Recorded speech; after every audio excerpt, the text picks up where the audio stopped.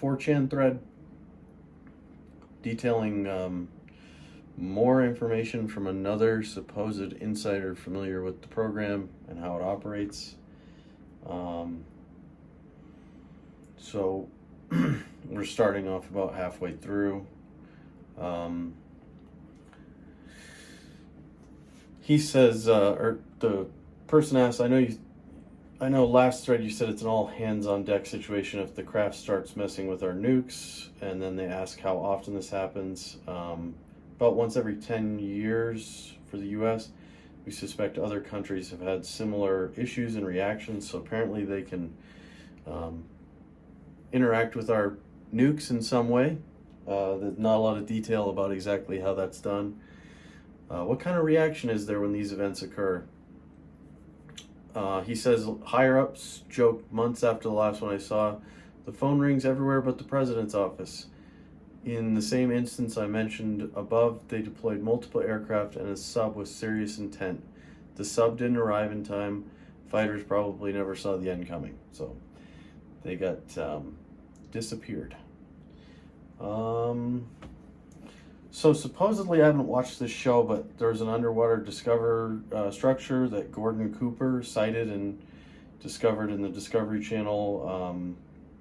I'm not sure exactly what they're looking for, but some sort of Discovery Channel show. Gordon Cooper sighted an underwater structure. He doesn't know anything about that. How on earth would it be possible to maintain a secret with such a large amount of people constantly in the know? Not just over years, but literally decades. He says, that's just it. They haven't been able to maintain secrecy.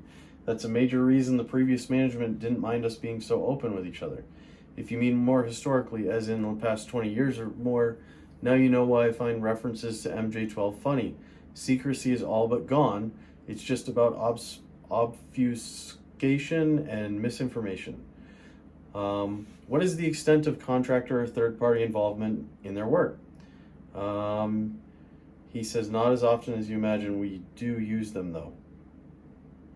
And on mentioned Lockheed last thread, he says, such a great company, aren't they? Definitely wouldn't be the type to try to leak things to the public. What kind of language is put out in the government's acquisition channels to indicate a project is UAP or UAP adjacent? He says none. They show up and tell you where you'll be and what you'll do. You have to be top tier in your field. You also have to be so clean you've never seen a speeding ticket. He talks about compartmentalization. Most don't know what's permissible to discuss, but they know who 100% isn't. Add on the threat of legal criminal action and family/loved one, it's quite easy to understand how it happens.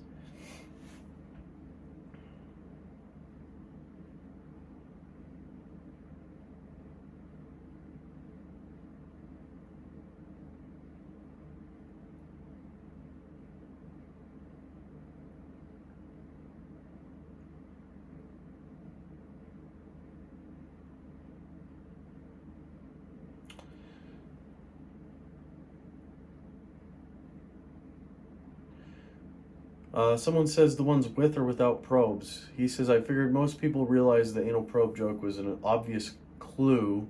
We haven't seen any females. We did talk in great depth about the reason why. We think it's mainly a military operation or they just don't have them, hence male only. Could we find evidence that the factory mothership has extracted materials from the ocean floor or the Earth's crust to produce UAPs?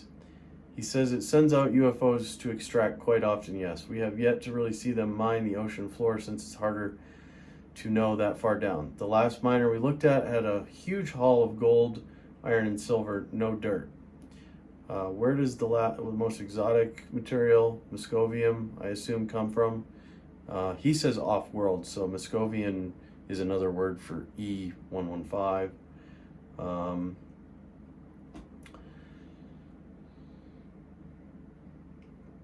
He says what's amazing are their alloys. They have alloys that are impossible to reproduce.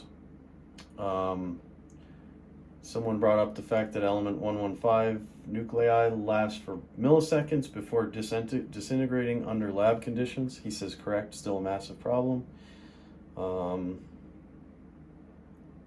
He says that there's supposedly only one race that he knows of being discovered. It's the Greys. Someone brought up, if they interfere when there is a nuclear threat, why didn't they prevent the World War II nukes? He says we talked about this a lot, and honestly, we never came to a solid conclusion other than they may not have realized our capability until we used them. They were interested in test sites, but never actually stopped the ones we set off. Someone asked if they have portable weapons like phasers or ray guns. If so, please describe. He says they do have weapons. I've never seen or held one though, and suspect the first team always took them away. Looking at the abduction tools and the general capability of the construction facility, I wouldn't want to face off against one.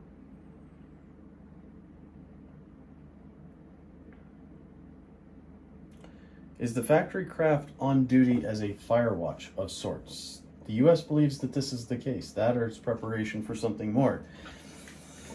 Conversely, is their population enough to say they are a colony coexisting here?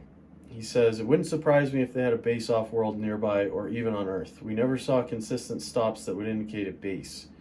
I also believe it may not be the only facility with everyone talking about the Arctic. These craft never really went near the Arctic either. What resources are they mining or monitoring attracted to? ? They are consistently mining gold. He mentions, someone mentions LiDAR, and he says, interesting, you mentioned LiDAR because more than likely we stole a portion of that if these crafts are real. Someone asks about tech that we don't know how to use or distribute yet. He said you should keep watching the development of laser tech. Looking at it from a sieve with a higher understanding makes it look like a do-all tool. Mining, quite literally, takes the resource out of the rock without leaving much dirt. China still scares us. Are they using resources from Earth to build these ships/drones? We think the harder to find elements come from off-world, but yes, partially. If so, does that mean we would have the means to do the same, we just don't have the knowledge? He says, lack of knowledge on a few other elements. The thought was passed around frequently that the level of heat required to shape the alloy, we've wondered if that's another reason it sits in the ocean.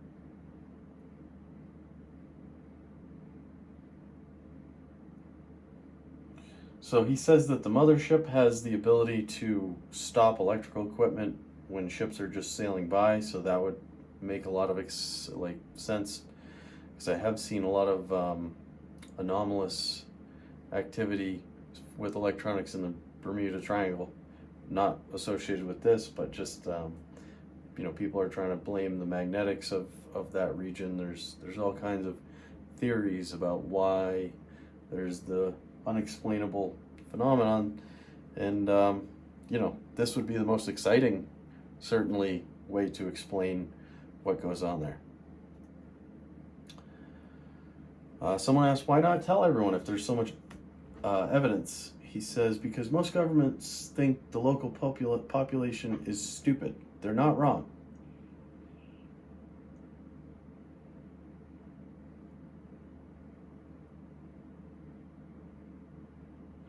Someone asked, could a human physically best them? He says, I'm not an expert, but probably their size and frame are one reason they don't make it through crashes often, so they are pretty delicate.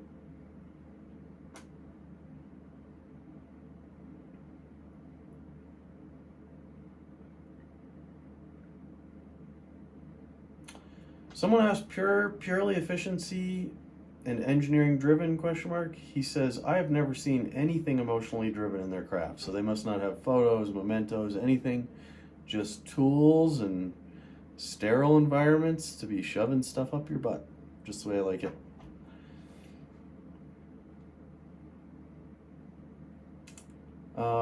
So a follow-up to that is, if they aren't emotionally driven, maybe they're soulless race / drones / genetically degenerate or engineered. The U.S. mostly believes they're just military, as I previously discussed. Do you know the stealth capabilities of the ships? I assume not all have the same characteristics, but there's some baseline. So he says these crafts are so rare we almost never see them crash because we can't track them. We only recently started finding craft with stealth capabilities. Maybe 1 in 20 has stealth tech. Different internals with same stealth tech made to spec. Like I said, I have to perform 2 abductions, make me a craft to fit 2 prisoners and 4 crew, and shaped to fit perfectly with all the tools.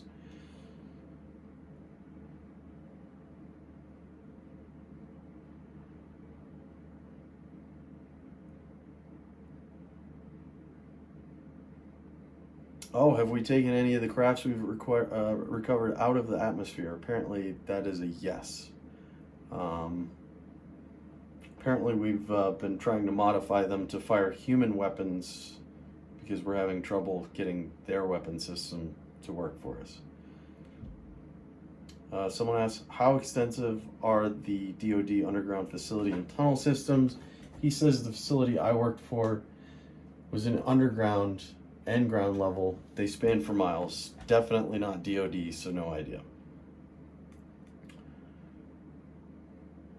Someone asked, is element 115 really 100% proven to be an isotope of moscovium, or is this just a code name / misinformation to hide some arcane power source? I've never heard of an arcane power source. The older members of the team, when I first joined, jokingly called the construction facility Atlantis in passing once or twice.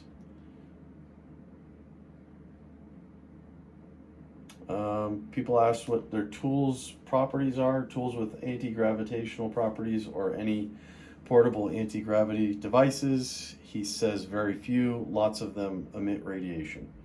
Close encounters are seen with red lights and some orange, ? He says orange is a mineral bioscanning mode. Since most people see orange up close, you're likely being scouted, selected for abduction. It can see your heart beating and even the valves pushing the blood inside, just to add perspective. Red should be defense mode. Just wondering why some close encounters are with red lights. Correct, red lights are considered defense mode. If red lights are present, chances are the craft wants to leave and has to keep an eye on you while they wrap up. Red also allows very accurate calculation of distance and can detect hostility based on facial expressions, etc. If a weapon is fired, the beam is white. Do those ships emit any kind of radiation? Yes. Landing places always have radiation. The source is not the landing, it is the craft itself. The craft is leaving the radiation behind. Anything obtained tech-wise nowadays that's being used commercially, something we all could know? He says lasers. You see lasers everywhere, even in retail.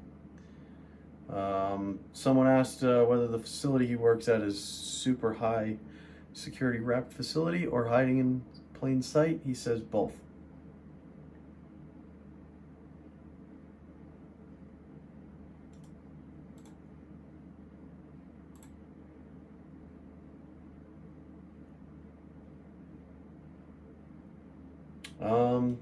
And then kind of like wrapping it up, we're getting toward the end of the post. Someone asked if the aliens are aware of our computer tech.